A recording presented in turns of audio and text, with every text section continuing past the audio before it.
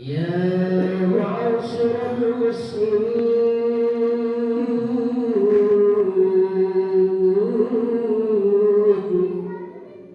وزمرة المؤمنين رحمكم الله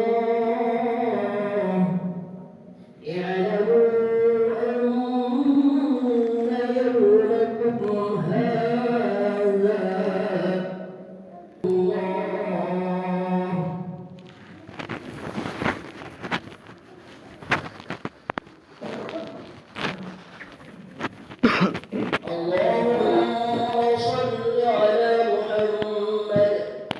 أكبر الله أكبر الله أكبر الله أكبر الله أكبر الله أكبر الله أكبر الله أكبر الله أكبر الله أكبر كبيرا والحمد لله كثيرا. Namun ketahuilah, dalam Al-Quran dan juga para ulama-ulama kita menerangkan bahwa perintah kurban ini ada semenjak zaman Nabi Adam alaihissalam. Allah Subhanahu wa taala jelaskan dalam Al-Quran ketika putra Nabi Adam berkurban untuk Allah Subhanahu wa taala. Nabi Adam itu memiliki 5 putra putri. Anak yang pertama bernama Qabil yang lahir kembar. 2 anak lahir, Siti Hawa melahirkan 2 anak, yaitu Qabil dan Iklimah.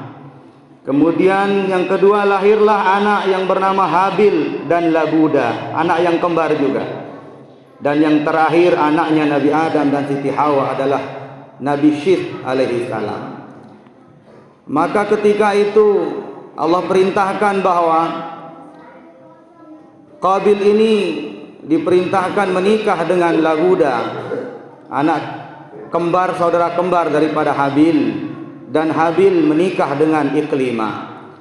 Tetapi Qabil tidak terima karena dia bilang, adikku lebih cantik, lebih elok, aku tidak pantas dengan Labuda yang jelek, dan ini juga hakku adikku.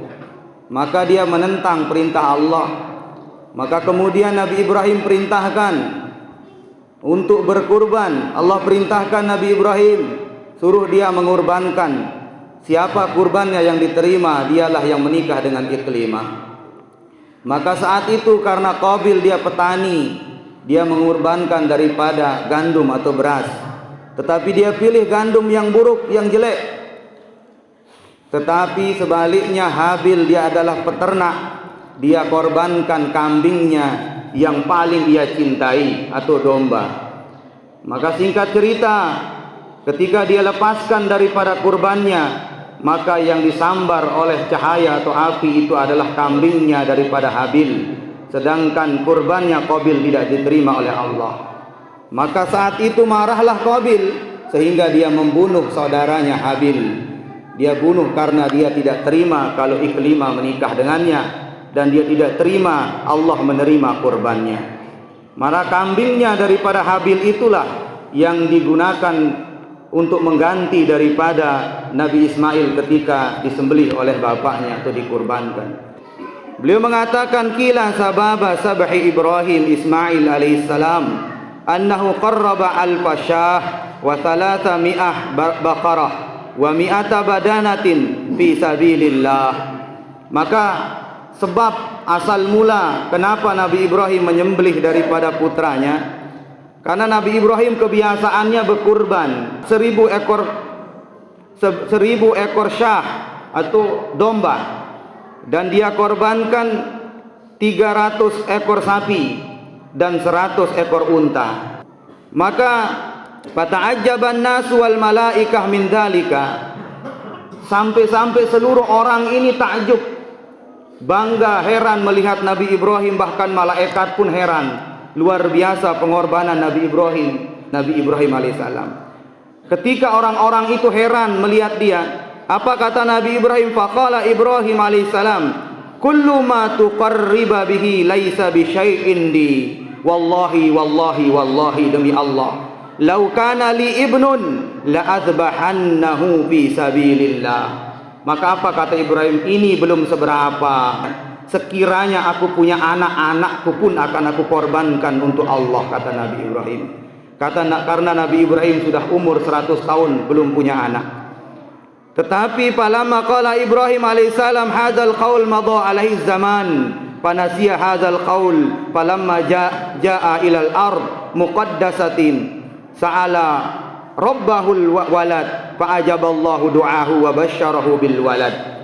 Maka ketika itu, suatu ketika Nabi Ibrahim berdoa di Masjid Al-Muqaddas, yaitu di Palestina. Dia berdoa, ya Allah berikanlah aku anak. Maka Allah kabulkan doanya, diberikanlah seorang putra bernama Ismail. Falamma balago ma'ahu sa'ya, ketika Nabi Ibrahim memiliki anak dan anaknya yaitu Nabi Ismail sudah besar, ay lamma saluha ayyamshiya wa huwa ibnu sab'i sinin, yaitu Nabi Ismail sudah berumur 7 tahun. Maka datanglah di dalam mimpi ada suara, qila lahu fin naum upi binazrik, wahai Ibrahim tunaikanlah nazarmu wahai Ibrahim. Dulu kau mengatakan kalau kamu punya anak kau siap korbankan untuk Allah.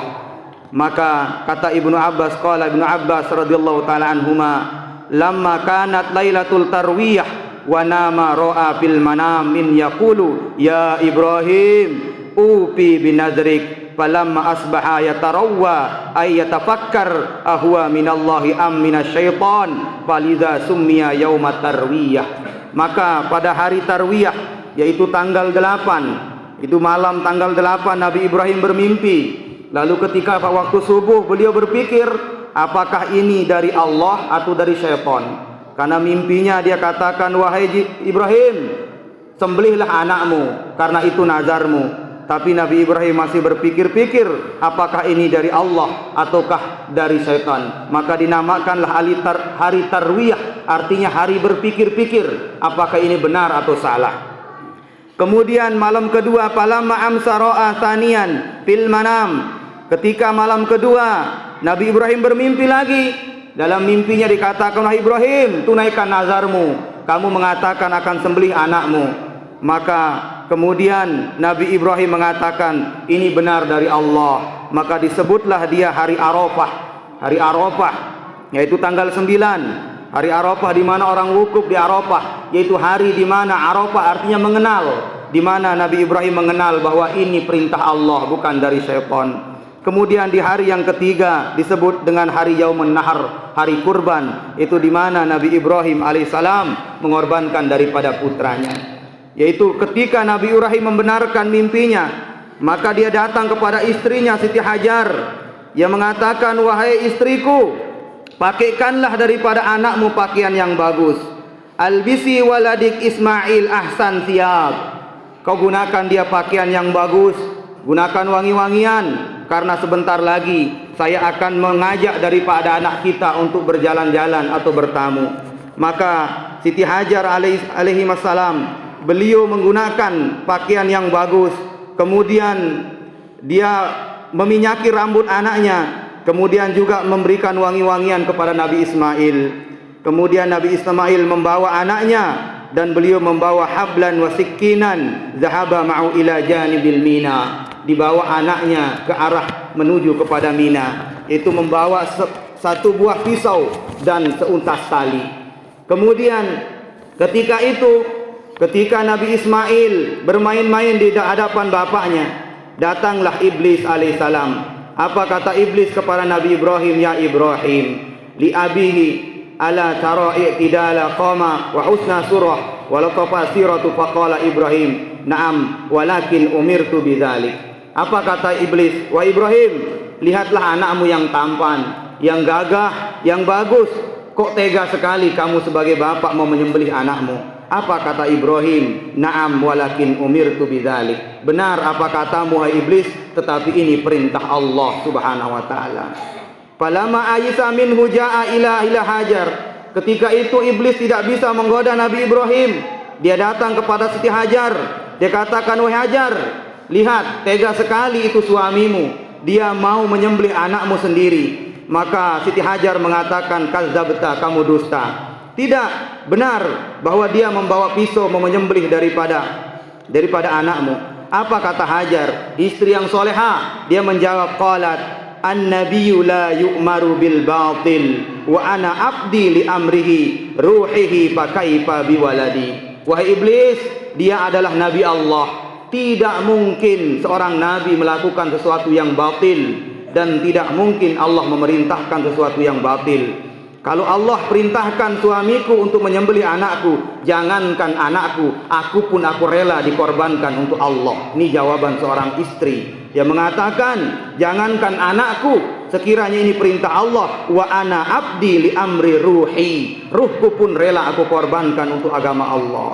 Maka iblis pun dia ini putus asa. Falamma aisa minal janiha ja'a ila Ismail, dia datang kepada Nabi Ismail. Dia tidak bisa goda Siti Hajar. Dia datang kepada Nabi Ismail. Wa Ismail, kamu akan disembelih oleh bapakmu. Bapakmu tega akan menyembelihmu. Apa kata Ismail? Wahai iblis, qala sami'na wa ata'na li amri rabbi. Wahai iblis, kalau ini perintah Allah, aku dengar dan taati. Aku taat kepada apapun perintah Allah Subhanahu wa taala. Aku redha disembelih kalau ini perintah Allah. Ini keluarga yang luar biasa taatnya kepada Allah. Suami yang taat, istri yang taat, anak pun yang taat kepada Allah Subhanahu wa taala.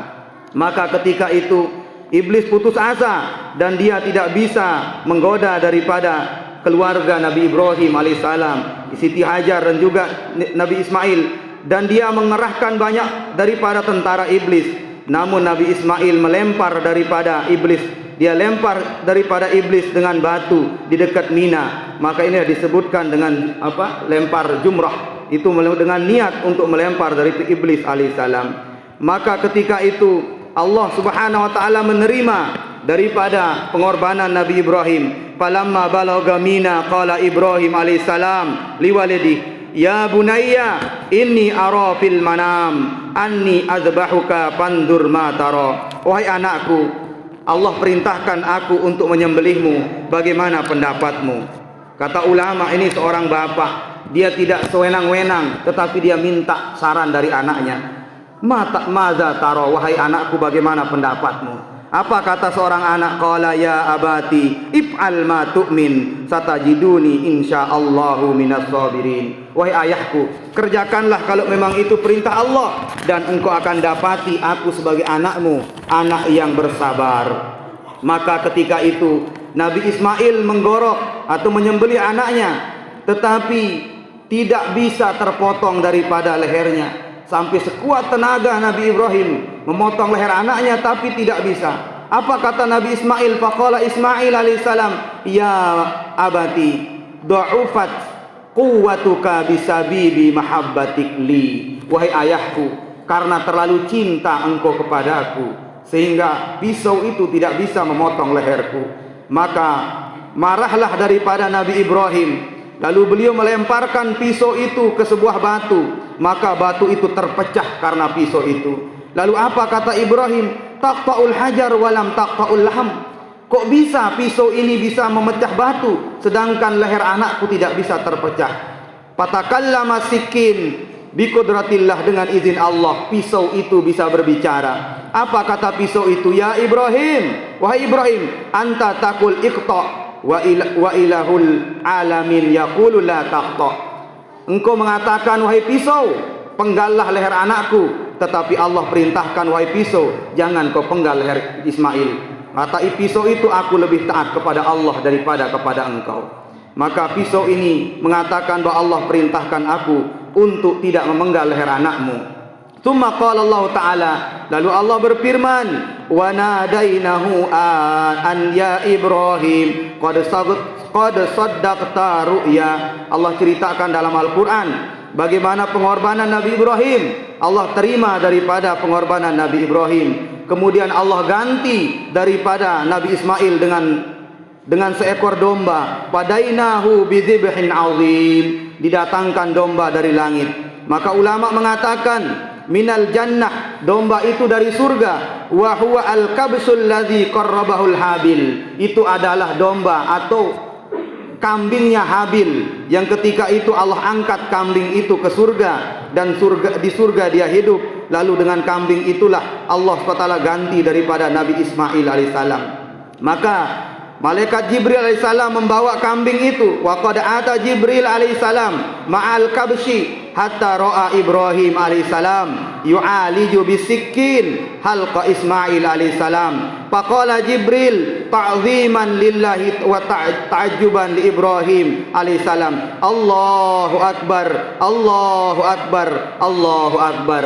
Nabi Ibrahim bawa kambing itu dari surga, sambil dia bertakbir dari surga menuju Nabi Ibrahim, Allahu akbar, Allahu akbar, Allahu akbar.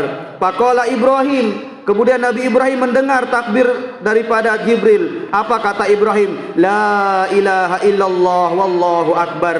Maka faqala Ismail, Nabi Ismail mendengar takbir bapaknya. Lalu Nabi Ismail mengatakan, Allahu akbar walillahil hamd. Nabi Ismail mengatakan, Allahu akbar walillahil hamd. Maka sambutan takbir menggema saat itu antara malaikat Jibril alaihissalam dan juga Nabi Ibrahim dan Nabi Ismail alaihissalam.